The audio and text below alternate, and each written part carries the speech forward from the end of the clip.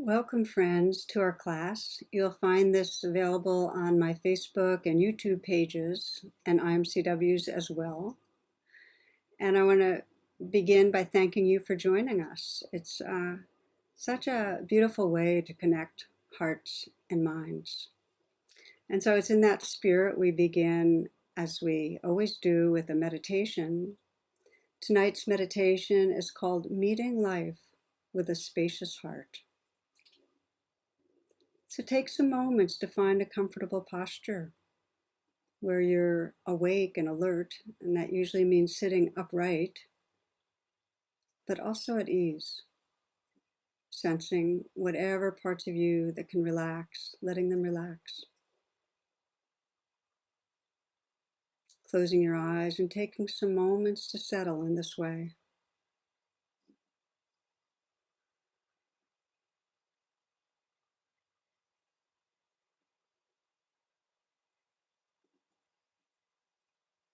Become aware of this body breathing and extending the breath, taking a nice deep long in-breath and a slow out breath that allows you to release, to relax with the letting go. And again, a nice full deep in-breath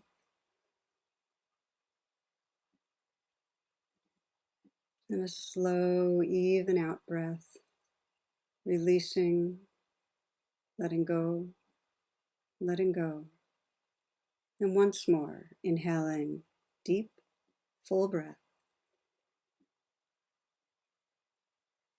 And with that slow out breath, you might sense you could soften down the length of your body, letting go, letting go. And then as you allow the breath to come back to its normal rhythm, you might feel whatever presence has emerged just through these few moments. And from that presence, sense your intention for this meditation.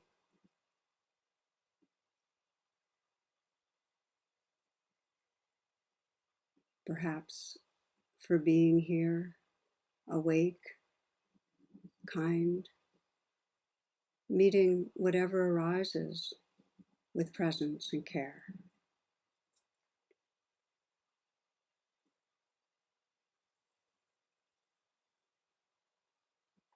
We begin, as we sometimes do, with the image and felt sense of a smile.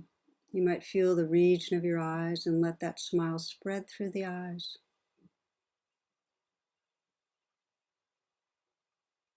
Sense that the eyes can soften, the brow becomes smooth.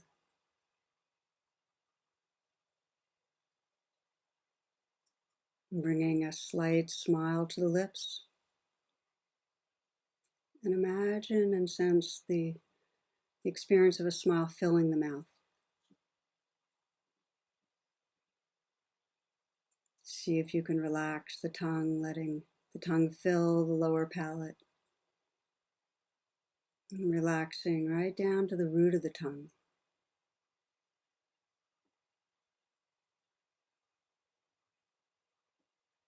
Becoming aware of the sensation in the tongue, gums, teeth, lips.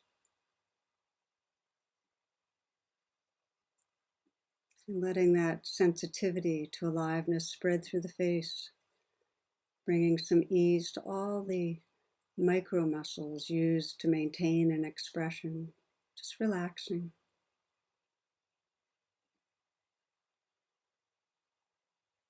You might allow the shoulders to relax back and down some.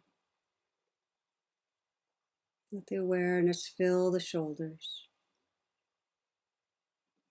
inviting that kind of dissolving from ice to water, a melting.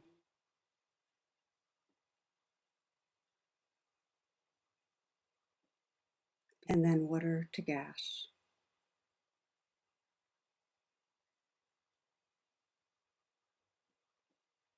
From the inside out, sensitive to the movement of energy to any areas of tightness, tension, flow, just letting whatever's there float in awareness.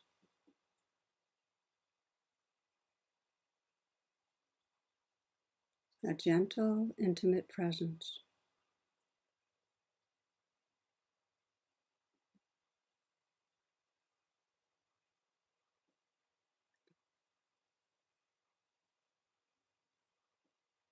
Letting the hands rest in an easy and effortless way. Now explore softening the hands and then softening again. And what do you notice as you feel from the inside out?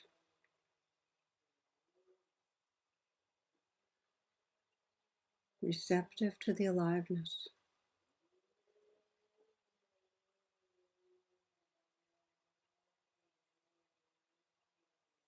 Perhaps sensing how the more you relax,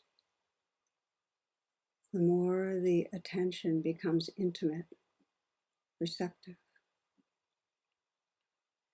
and the more aliveness we experience.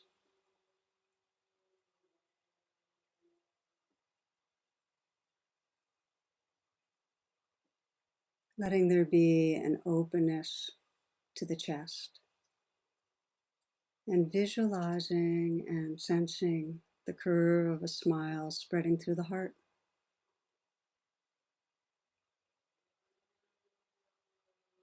And noticing how that can make space for whatever is here. Sensing the felt spaciousness of a smile, the inclusiveness, the friendliness.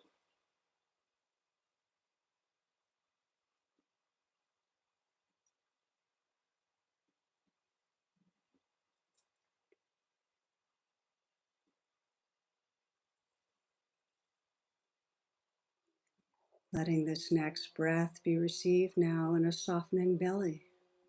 This breath, and now this one, and again.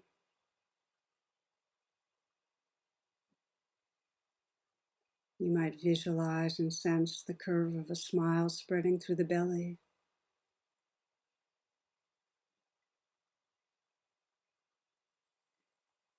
And with it, that spacious, gentle presence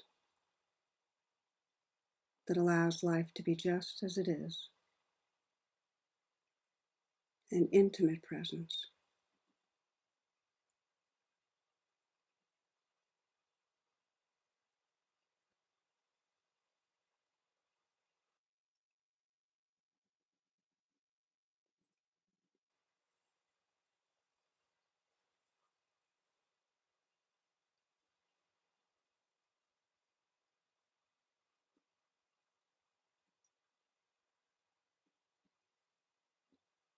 Letting the pelvic region fill with awareness. And again, bringing that image and felt sense of a smile, letting it spread through the pelvic region. Again, noticing how that creates space, a gentle, open space for the life that's right here.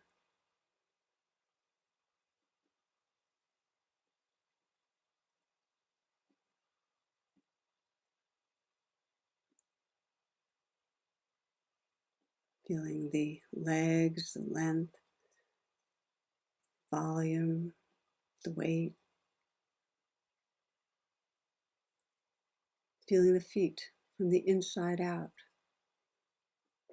so that as you relax the feet, you might receive the sensations there.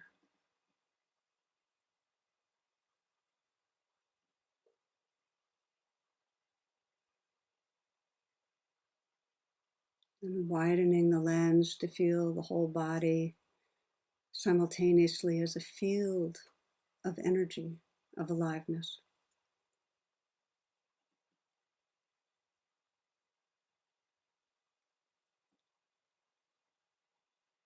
that same intimate, allowing presence, letting life be just as it is,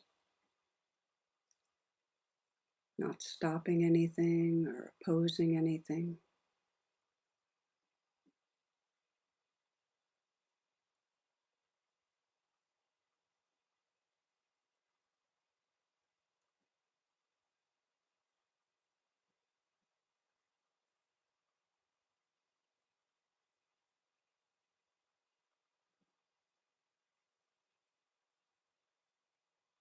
Including not only sensations, but the dance of sound, the comings and goings of sound in the space around you,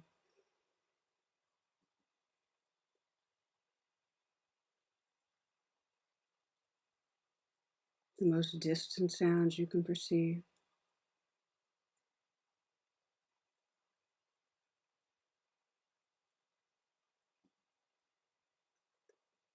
A spacious, gentle presence,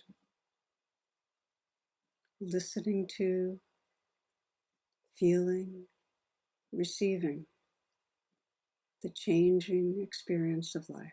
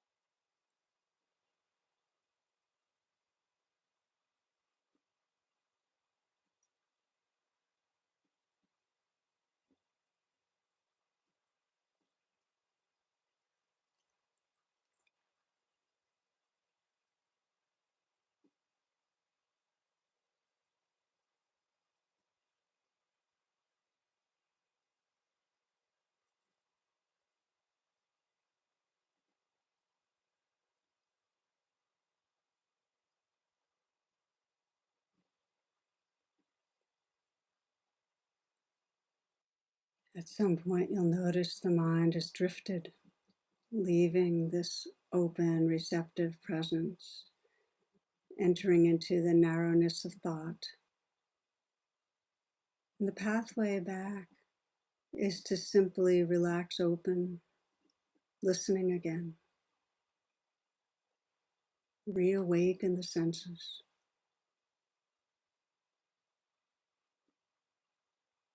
listening to sounds,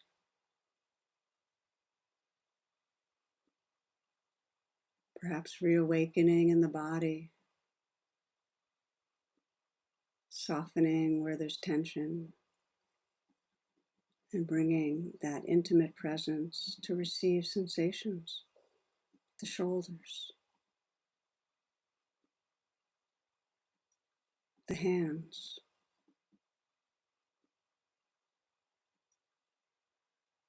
the belly,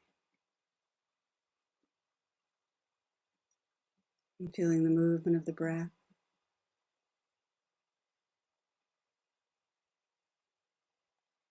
and perhaps feeling the moods of the heart.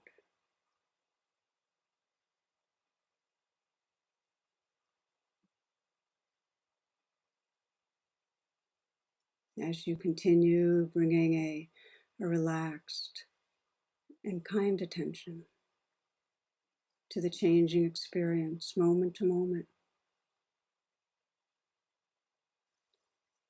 To steady your attention, it can help to rest with the breath. When something arises that's asking for your attention, perhaps something that's either unpleasant physically or emotionally, or extremely pleasant, and letting go of the breath and opening to the wave that's right here, saying yes to it, discovering the freedom of letting the life that's here be fully here with kindness, letting it come, letting it go.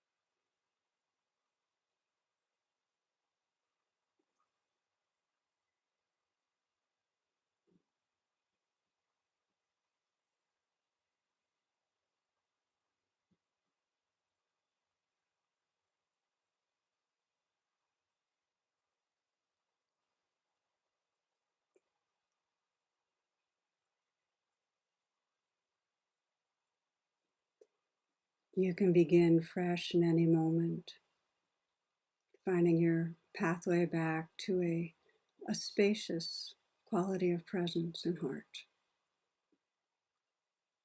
Noticing the sounds, listening,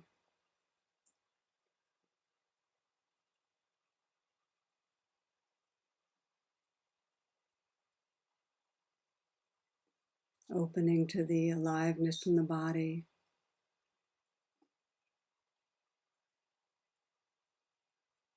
relaxing your heart, perhaps smiling again into the heart, and opening with gentleness to whatever's here.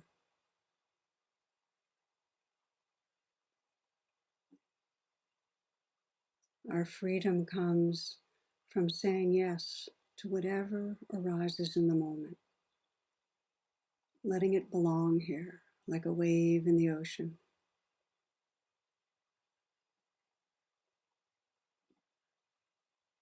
And sensing that open-hearted space of awareness, the ocean of awareness that has room for what's here.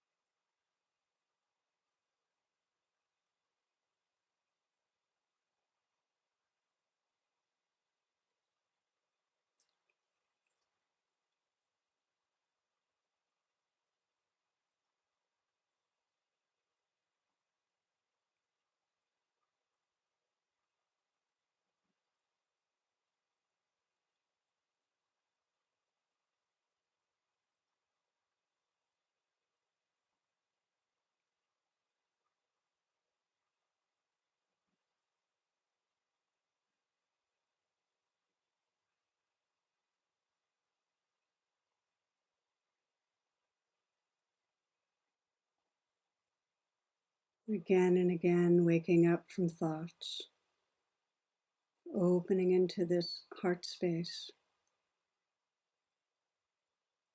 You might sense this heart space is vast and edgeless, that you can experience the whole world from this boundless, tender presence.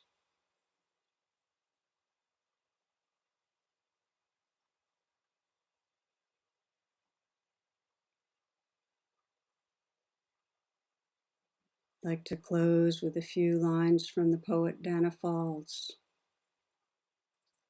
The ruthless mind may dig to find what's lacking, but we are the love we long for. We are the love we long for. No end and no beginning, bigger than our deepest fear, fresh and clear in every moment. It's love that makes us whole.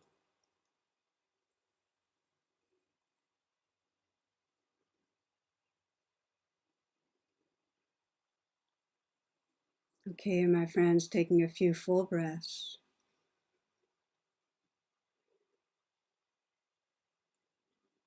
And as you're ready, opening your eyes and sensing that you can take in whatever you see with this present heart, receiving and feeling the world with your heart. And part of that is listening with sensitivity to your body. If it's helpful to move, stretch, stand, please do so. Get some water if you need. And as you do, I'll make a few announcements. The first is to please check tarabrach.com for all my virtual offerings. And a note is that this coming Saturday, I have my weekly satsang, which is where we gather and explore how to bring meditation to different challenges in our lives, questions and responses. So it's under events on the homepage. You can save your spot right now. There are movement classes before this class, and there's a discussion group afterwards. The information's on tarabrach.com/class. And just to remind you, the discussion groups begin directly after the talk. Also invite you to check imcw.org for live stream offerings made available by our local DC area teachers. And this week's Affinity online offerings are for women, LGBTQIA+, Asian, people with disabilities, and deaf people, teens of color mindfulness group. So there's a lot. Finally, each week I try to remember to announce and remind that these teachings, the talks and the meditations, are offered freely and from my heart. And your donations make a huge difference in helping us in doing this. The request, if you can, is $10 more if you can afford it. And of course, if you're tight, you are welcome anyway. This is for all of us. The links can be found in the description for making a donation. So I want to thank you in advance for that. Okay, we'll take a short pause and then I will begin our Dharma talk.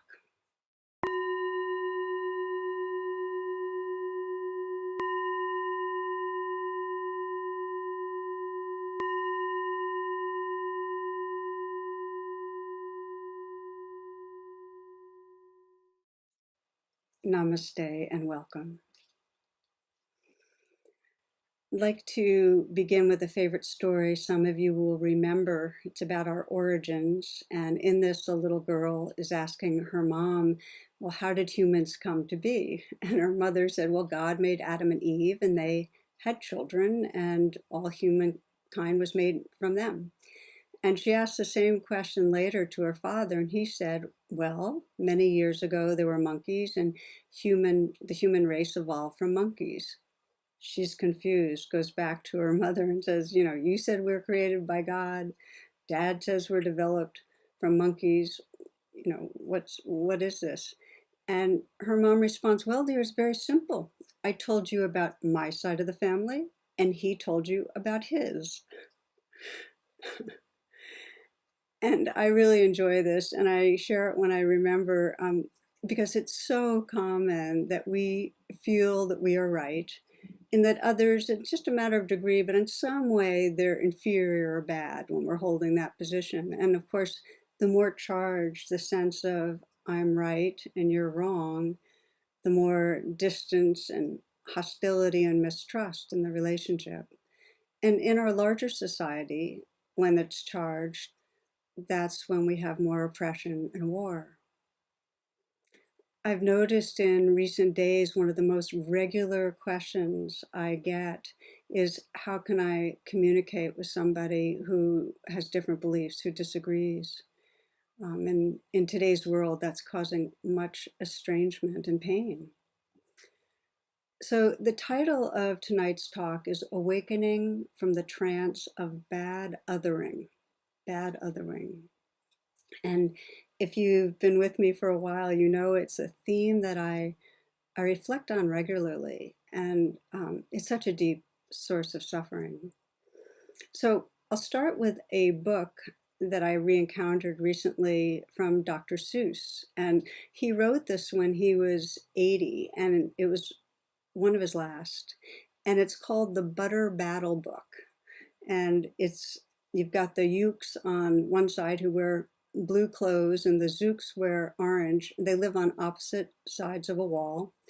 And their conflict is that the Ukes eat bread with the butter side up, and the Zooks with the butter side down on their bread. And this is very offensive and threatening to their cultural sensibilities. So it's the seeds of a growing mistrust and bad othering. And it leads to an escalating arms race. It starts with slingshots. One side develops a slingshot and the other develops an even better one. And the arms race goes on, and they're one-upping each other until it finally gets to a small red bomb that neither side has any possibility of defending against. And they all have to live underground with generals on both sides poised to drop the bomb. And the book ends, and this is unlike any others I've ever read of Dr. Seuss. The book ends where the Uke, who's a narrator, asks his grandfather, the general for their side, who's going to drop it? Will you or will he? To which Grandpa nervously replies, be patient. We'll see. We will see.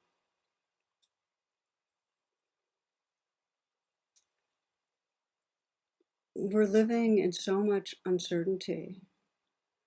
We don't know what kind of primitive reactivity might overtake. And what we do know is ultimately no one wins when there's bad othering spiraling, when there's an us-them. There's no positive social change. It's just that circling of violence and hatred. And whoever is on top temporarily, whoever has the better slingshot for the moment, has to organize resources in defense to maintain their power, which they could do for days or for centuries. And everybody on some levels living underground because of the danger. In other words, everybody has to armor their hearts because they're armoring against the sense of badness out there. So if there's a mindset of us against them, of good us against bad others, we're watering the seeds of distrust and violence. We know this in our personal relationships. I mean, most of us have gotten caught at some point in that bad othering dance of anger and blame, maybe with a family member or your partner, work colleague, where each person is in some way triggered, and whoever thinks the other started it first, it doesn't matter so much, because in some way each is feeling hurt, a need to defend, a need to attack, unmet needs. Each is feeling right, and then they're blaming the other for causing trouble and pain. And then as they put out their blame, that deepens the wound and injury, and there's more triggering, and it just keeps going. So if it's not addressed in our personal relationships, the mistrust and anger and hate keeps us separate from each other and our own hearts armored, we can't be really free. And we also know in the larger society that there's so much anger of right versus wrong, the good side, bad side. There's so much dividedness right now, this right as I'm speaking, whether, and passion and anger, masks for COVID, and of course around the upcoming elections and social justice movements and environment. You might be thinking, this isn't just about a different opinion about butter side up or butter side down, because my side really is right and good, that we're trying to protect against violence and hatred and destruction. And I know that mindset and feeling because my mind goes like that when I'm not real conscious. It's on some level, there's that kind of real rightness and wrongness. But here's the thing.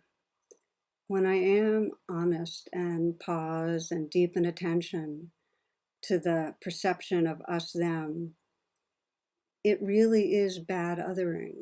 And my heart is tight and contracted when that's going on.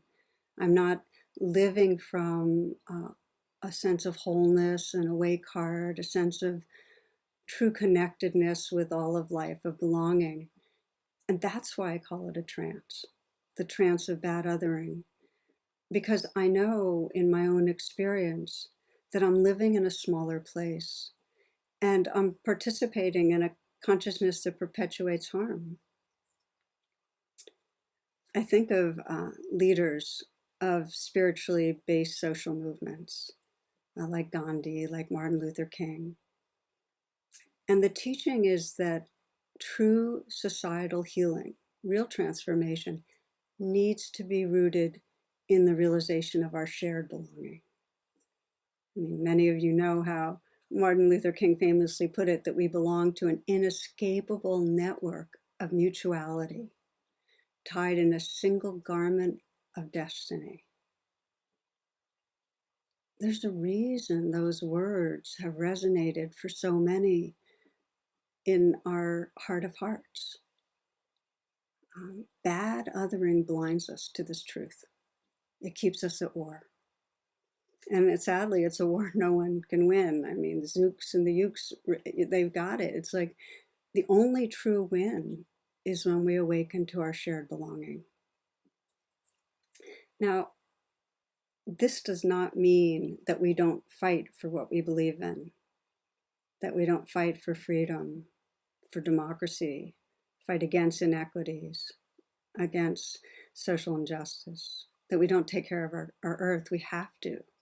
And it doesn't mean in our personal relationships that we don't go for what we need in terms of boundaries and safety and respect.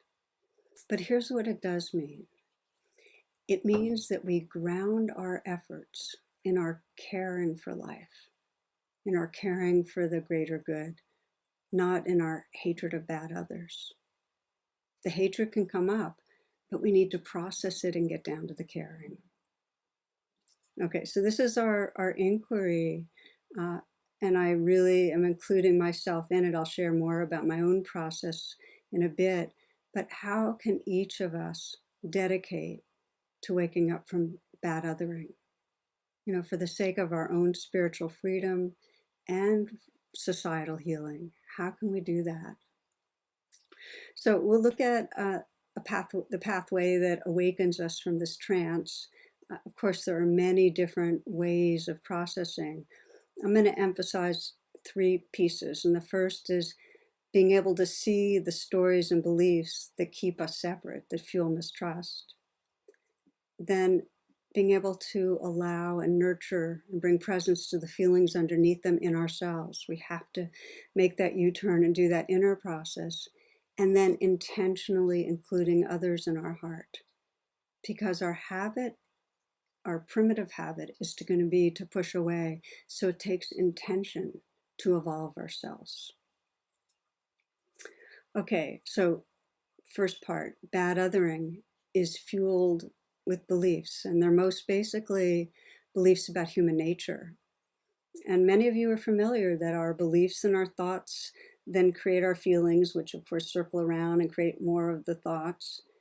That then creates our behaviors, our character, and our destiny.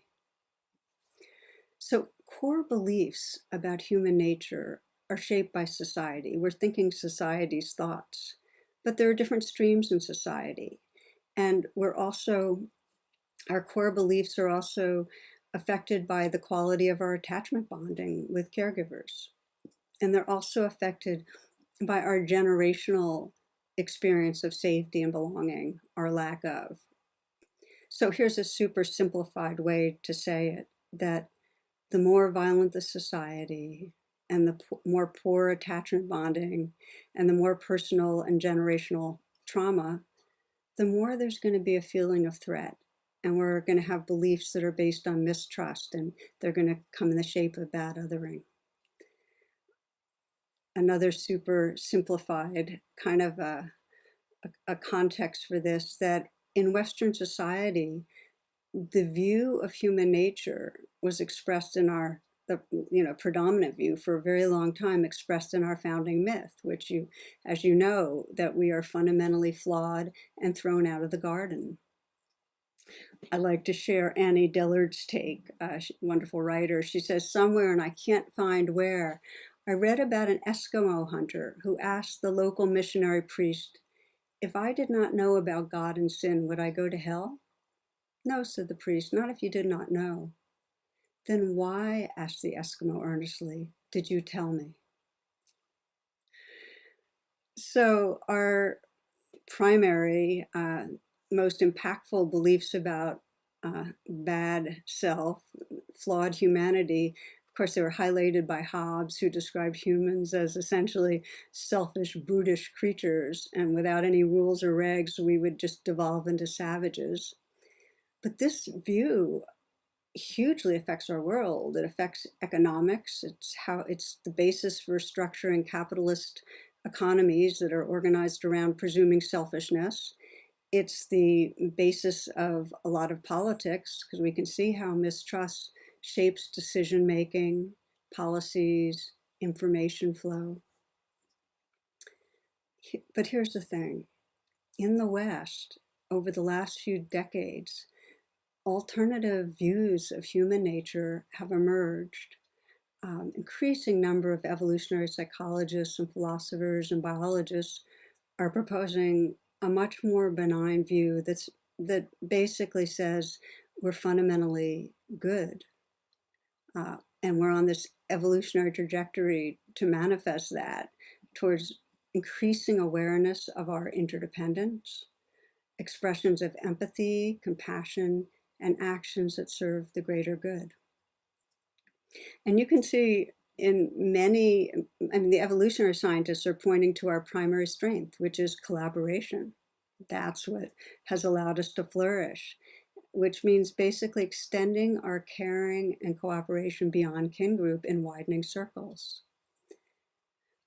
In my own readings, I've been interested in seeing this termed as self-domestication, which is, if you think of it with animals, just the way we selected qualities of tameness and cooperation in animals like pigs or cows or sheep.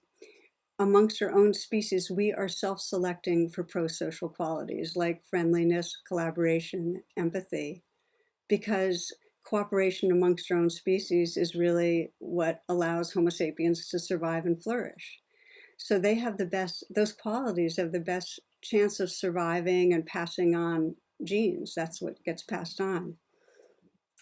Now, you might be looking at current day humans, and so just to remind you, this is over a period of thousands of years.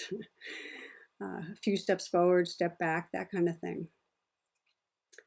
But what's important here is, in this view of human nature, our trajectory correlates with our increasingly integrated brain that includes the prefrontal cortex, which is the site of communicating and compassion and mindfulness, and that we are evolving these potentials for cooperation and love and harmony. And that's the same wisdom and understanding that is held in most spiritual paths. the sense that of oneness, of belonging to one life, one awareness. And the spiritual paths offer models of humans who have manifested that potential. Jesus, Muhammad, Buddha, and many other awakened men and women. So that's the first piece, is that we're on this trajectory towards realizing our mutual belonging, our sacred essence. And these same scientists readily acknowledge that we're the cruelest of all animals, that when our primitive system dominates, when fear and aggression dominates, we can cause unparalleled harm to ourselves, to each other, to other species, to our earth. So our evolutionary predicament, the forces that are kind of working at each other. We have this survival brain, this primitive survival brain that's organized around danger and threat. And fear from the survival brain fosters the story of bad other and the mistrust. And that was predominant for millions of years. And then just in the last 20,000 years or so, we had this leap of development in our prefrontal cortex and more integrated brain. So we have this alternative story of who we can be that's emerging. But when the primitive brain is dominating due to triggering of fears, that same old story of humans' basic badness, you can't trust others, emerges.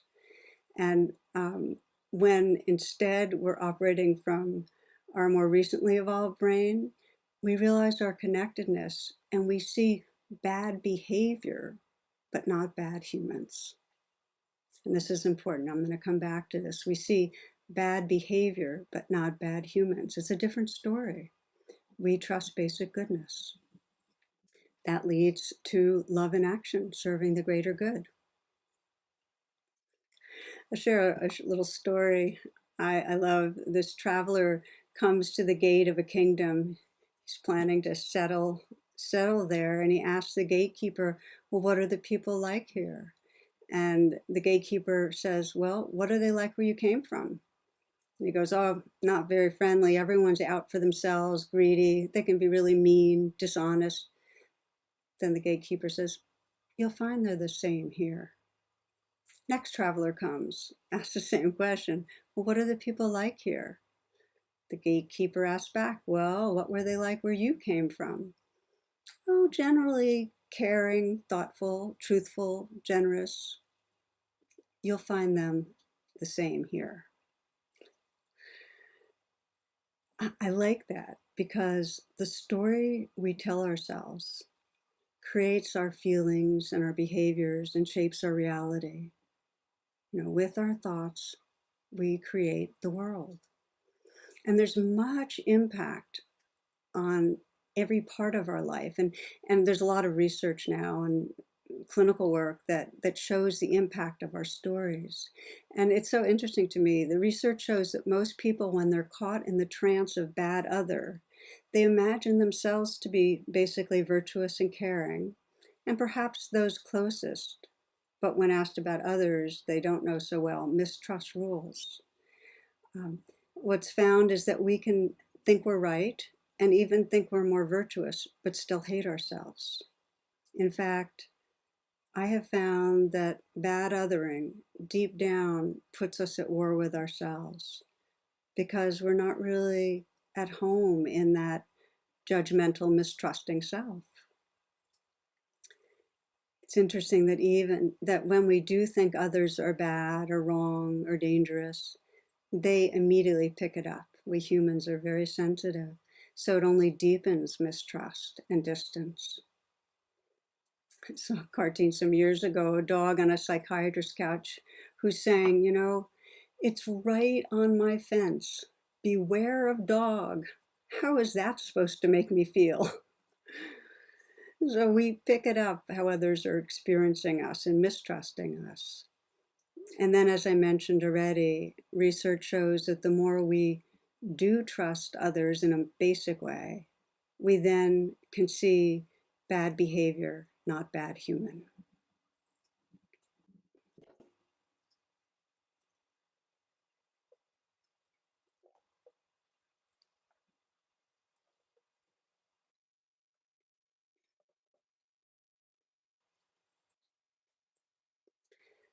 the good news, if you are willing to investigate with courage and awareness and kindness your beliefs and stories, in other words, if you're willing to shine the light of presence on them, they can shift. And this is true for racial bias, and this is true for our most basic sense of mistrust towards others. So I want to pause here and we'll just do a brief reflection on this, and you can explore it more on your own. If you'd like to, you might come into sitting in a way that you can close your eyes and deepen your attention.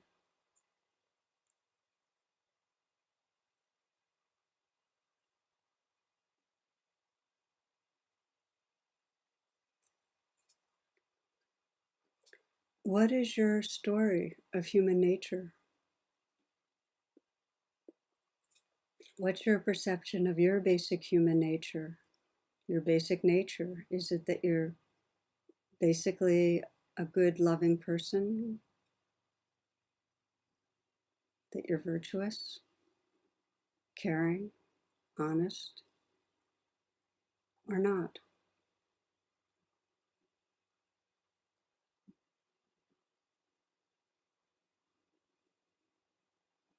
And just to check in, what about those you're close to? Might bring a few to mind. Are they basically good or basically flawed? Can you sense a kind of intrinsic loving in them, awareness, morality?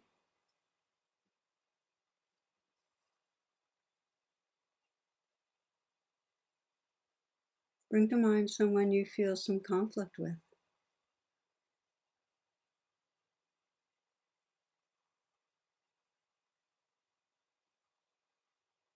What's your story about who they are?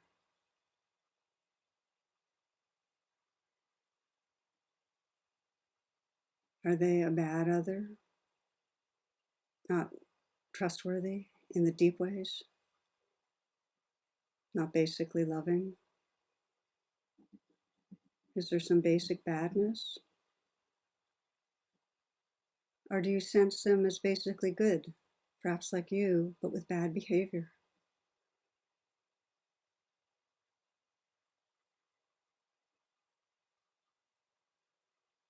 What about those you don't know and have strong disagreement with? Perhaps bringing someone to mind. Is there basic badness? Not to be trusted as having any basic capacity for love, ethics? Or is there bad behavior, not bad human?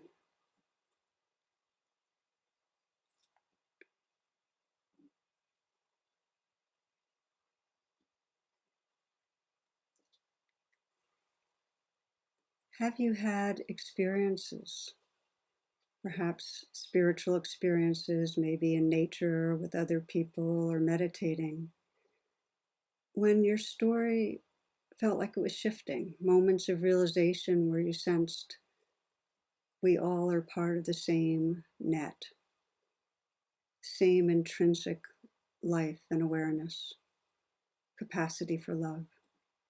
Some were injured than others, but we all belong to each other.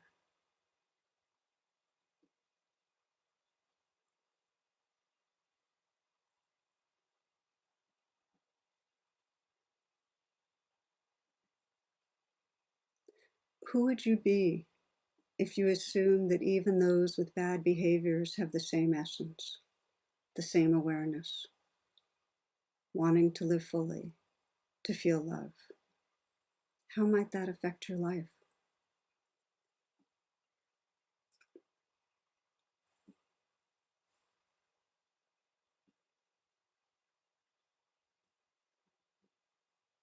These are the words of the meditation teacher and spiritual guide Sri Nisargadatta. He says, When you look at anything as separate from you, you cannot love it, for you are afraid of it. Alienation causes fear, and fear deepens alienation. It's a vicious cycle. When you know beyond all doubting that the same life flows through all that is, and you are that life, that awareness, you will love all naturally and spontaneously. When you know beyond all doubting that the same life flows through all that is, and you are that life, that awareness, you will love all naturally and spontaneously.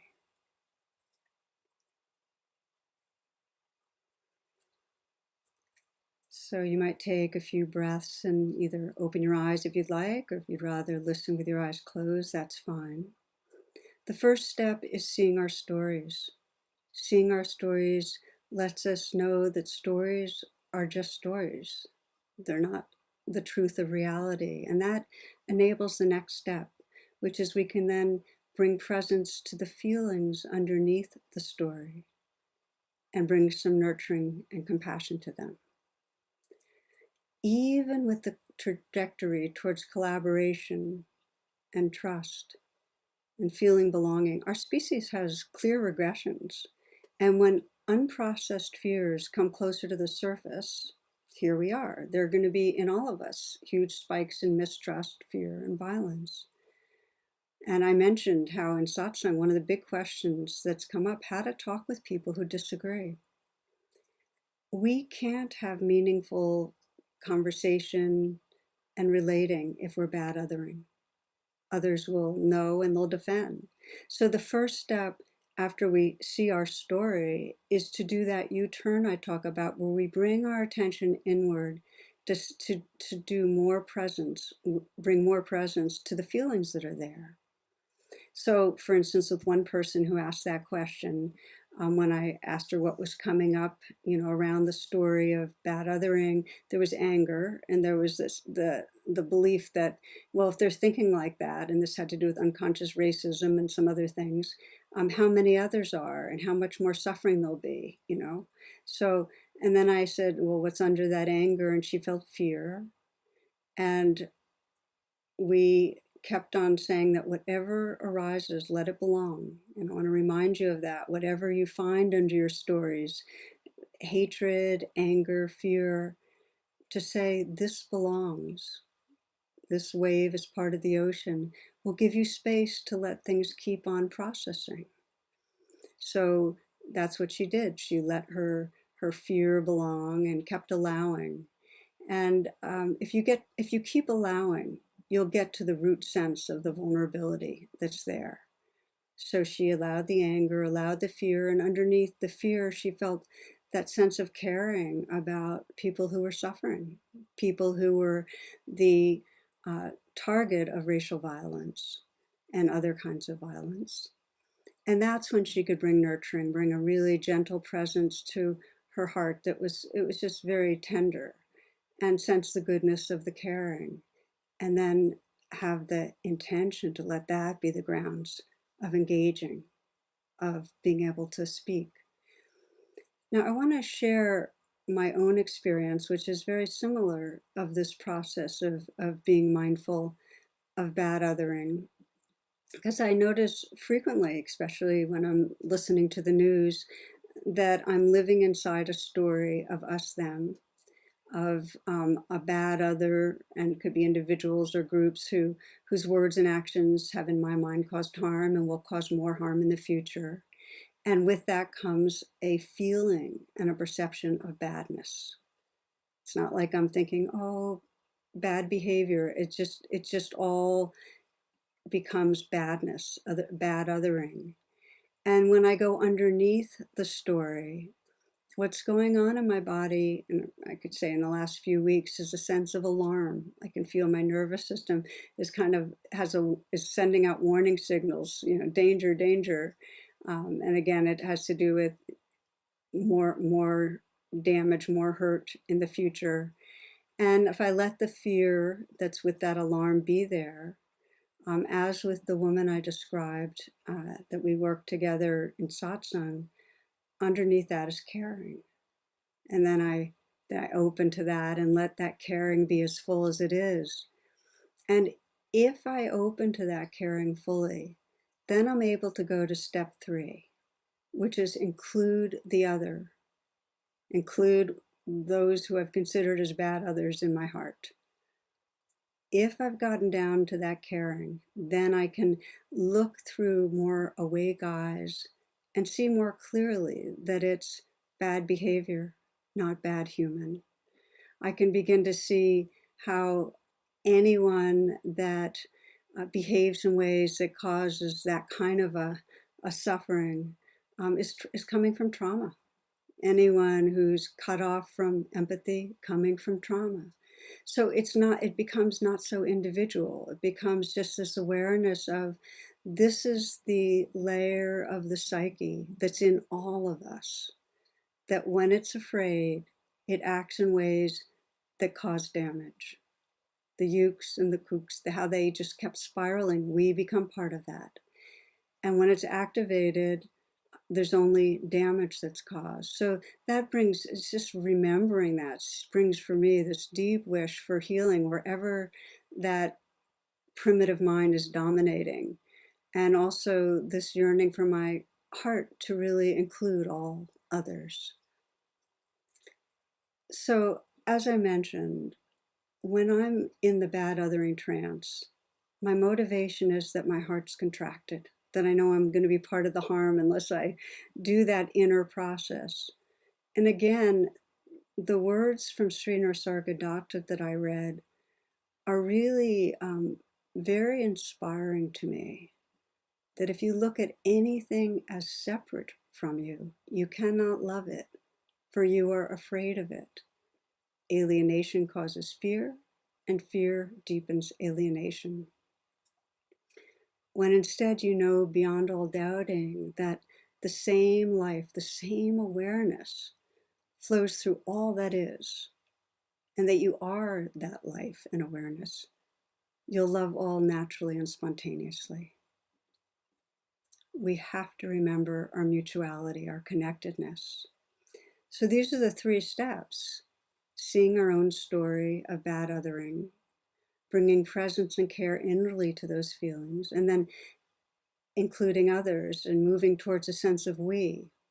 And as I mentioned, if we can get to our caring, then we can see others in terms of bad behavior, not bad human, and we can see their own vulnerability. It becomes much easier to engage in undefended, non-aggressive way. Van Jones, who I bring in with some regularity because I feel like he models love in action, often he describes how when he talks with someone with very different views, which he does often, he really listens. And he says that he can find something that makes sense in what they say, something he can relate to and feed it back. And that begins trust.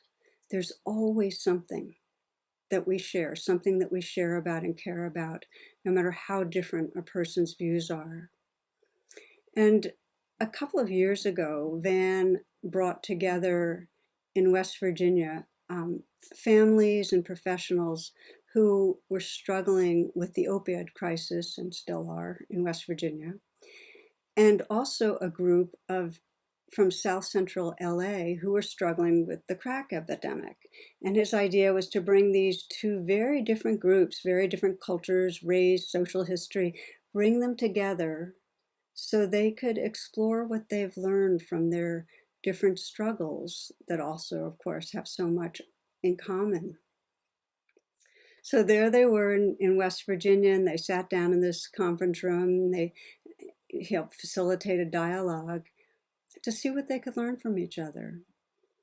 And what really struck me so strongly was how Van started the process. He had asked them each to bring pictures of loved ones they lost in the epidemic.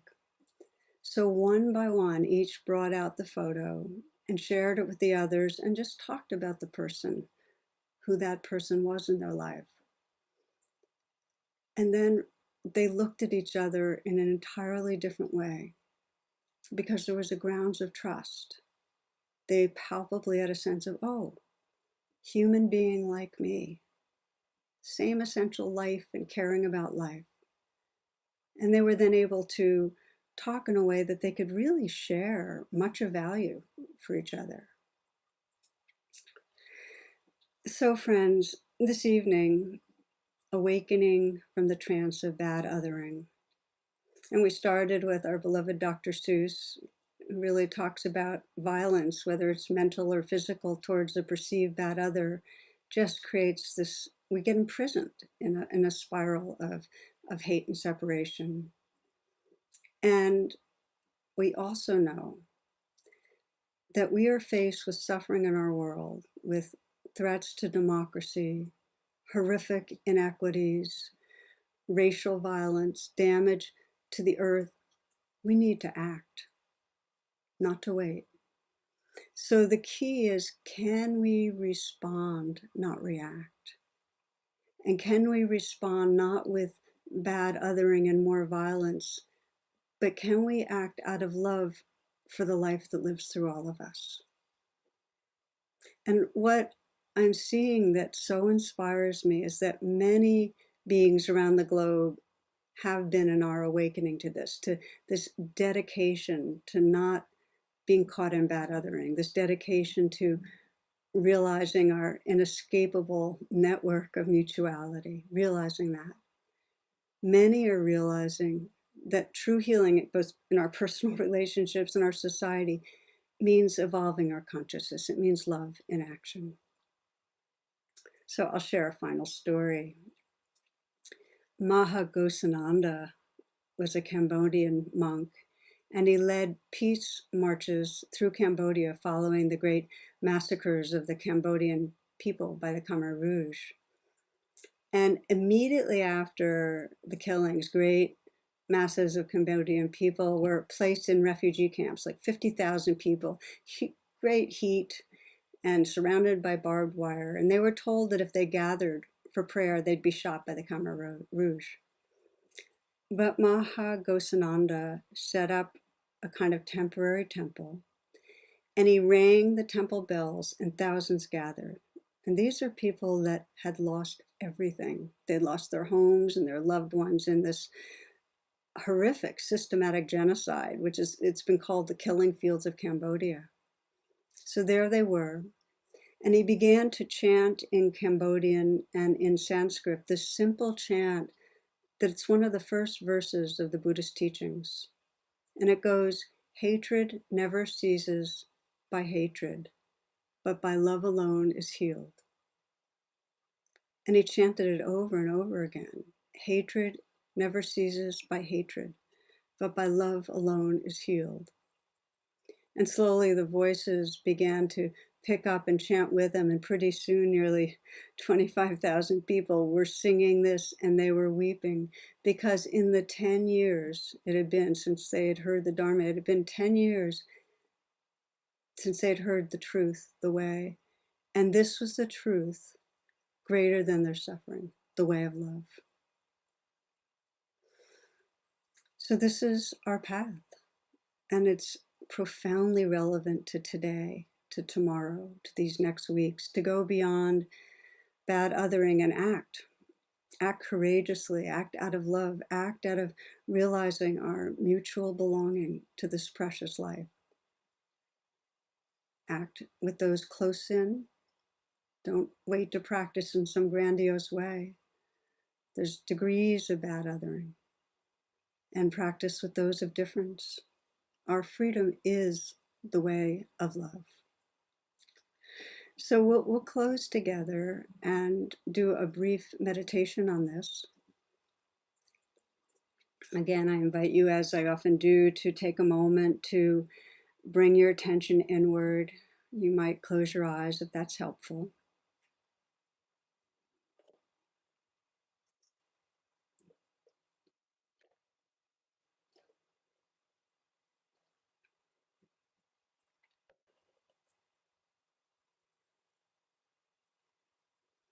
scanning your life right now, you might sense where you are bad othering someone. Ideally, you might choose a personal relationship, let it be more close in, but if not, it's fine to choose bad othering that's happening in a societal way.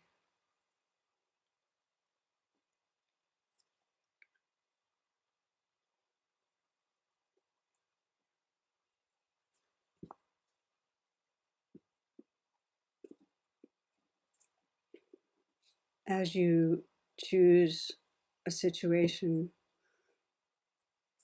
take some moments to review and sense what's the worst part of what the other's doing, saying, the way they're being that brings up that sense of bad other.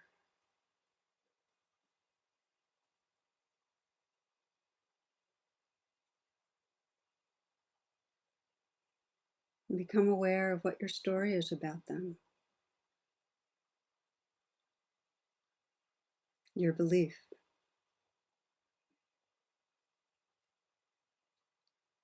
And they wouldn't behave this way if they loved me or if they respected me.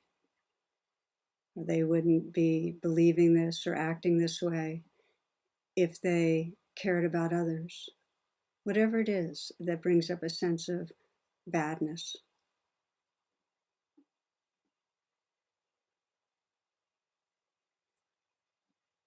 And then sense the feelings that come up as you bring this person to mind. You might sense the worst part of what they're doing or saying, again, to keep you connected. What's most hurtful, damaging, distressing. And then just feel what comes up. Is it anger or blame, hatred, perhaps like me, alarm? And with whatever you notice, let it belong. Make space for the inner reactivity. It's part of our nervous system. It's a wave in our ocean. Let it belong.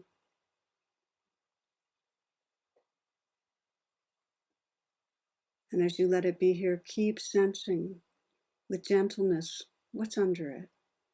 What's the real vulnerability? You wouldn't be reacting unless there was something you really cared about, that you feared for. What is it?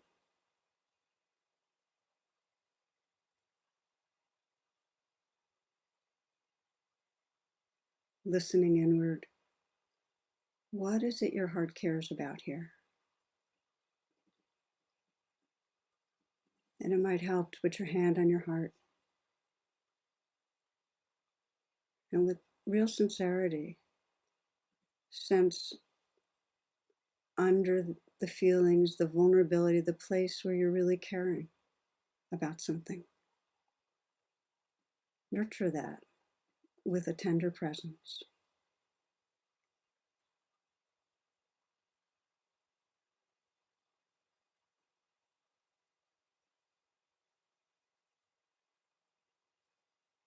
Honor this as this caring, this tender presence as your more whole, true nature.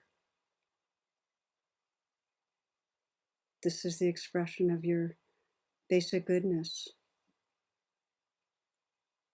your more evolved being. And from this space, from this tenderness, include the other in awareness. Sense under their behavior that you might perceive as harmful, bad. Sense what might be driving it. Their own vulnerability, whether it's trauma or woundedness, fear, confusion.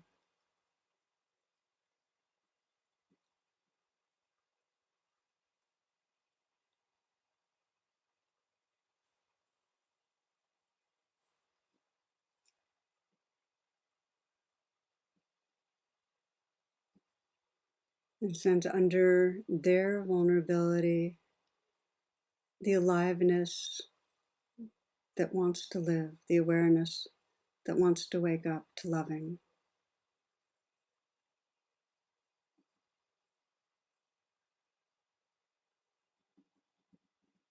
Let your heart include their being,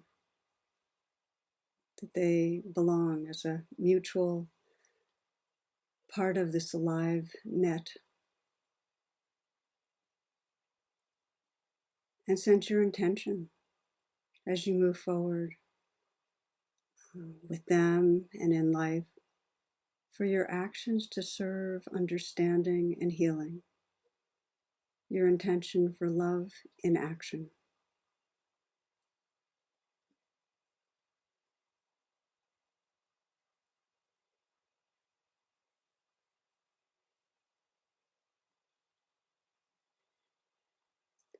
Hatred never ceases by hatred, but by love alone is healed. This is the ancient and eternal truth.